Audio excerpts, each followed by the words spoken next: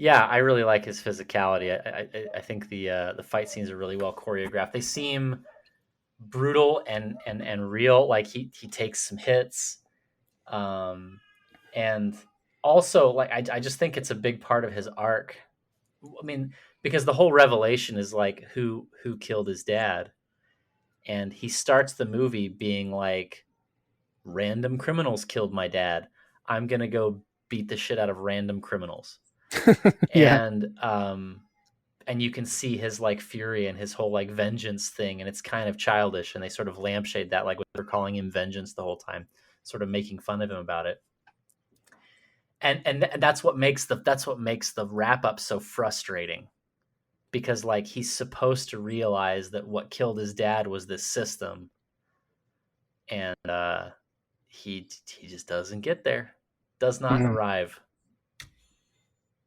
Like what is like, viewing the movie, like Haas is saying, sort of for what it is, and abandoning my sort of schizo interpretation of it. What is Batman's arc in this movie? What does he learn? How has he changed? I have kind of an answer for that. I think maybe it actually fits into what you're already saying, but the what it looks like to me is like he goes from he goes from beating up like petty criminals, street criminals. He goes from, that one of the first lines in the movie is like, the bat signal goes up in the sky. It's not only my alert to go to work, it's also a alert to the criminals to run and hide. Um, so he's like it seems a little cheesy to me, but he basically goes from a fear model, like he's trying to instill fear in everyone around him, to doing the right thing. And at the end, after like the flood, he's uh when he's like, when that actually during the flood, when he's like pummeling that guy, and everyone tries to intervene like he's doing some bad thing, which I thought was funny. They're like, no, you can't kill that guy. It's like, well, yeah, you can, but um anyway, so that guy says, I'm vengeance. And so it's like Yeah. in that moment, Batman realizes, oh, I'm just like these guys. I'm just like a proud boy incel MAGA chud. I don't want to be one of them. I'm Like, gonna become Hope Man. yeah, these guys were using fear, and like I shouldn't do that anymore. So Yeah, then, like the the next, oh, just sorry, like the next frame is like him literally holding a torch and leading. Like he's the torch bearer now. He's leading people out, and then he has this little like moment with that girl getting on the stretcher, where he's like, "It's okay, I'm the hope guy now." And it's like morning. It's one of the first light scenes of the movie. yeah. And So like I think there's no good direction to go from there. Like what is the good movie from there that doesn't just forget that all that happened? Anyway, yeah, Haas, go ahead.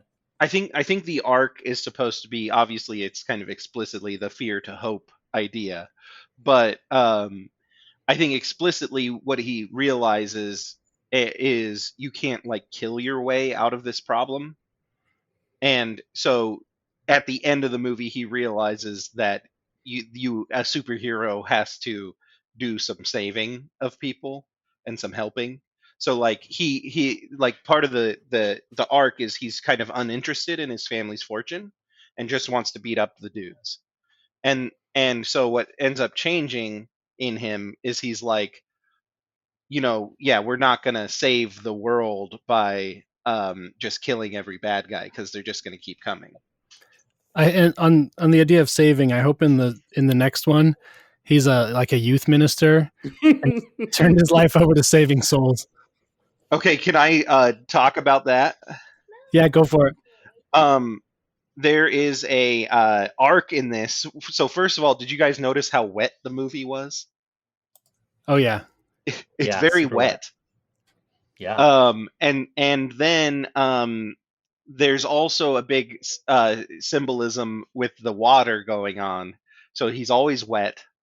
And then there's also this fire. So like the light itself in the movie kind of looks like fire, and like the only times it's daytime, it's just like the sun's just coming up and it almost looks like a fire like glowing in the distance.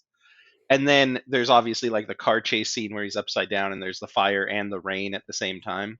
Well, So and he there's this actually big, he has to fly through the fire. yeah, there's this big symbolism of water and fire going on. And then I noticed at the end when he he essentially sacrifices himself to cut the line down to save the people, the electricity thing. He falls into the water, is submerged, comes out, and immediately lights a torch and is surrounded by fire.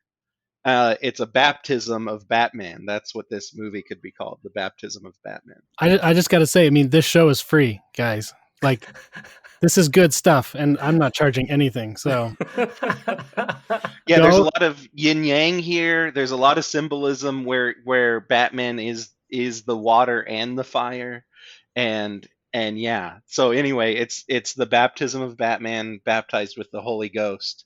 Yeah, take these good takes and pretend like you made them up and tell people at church.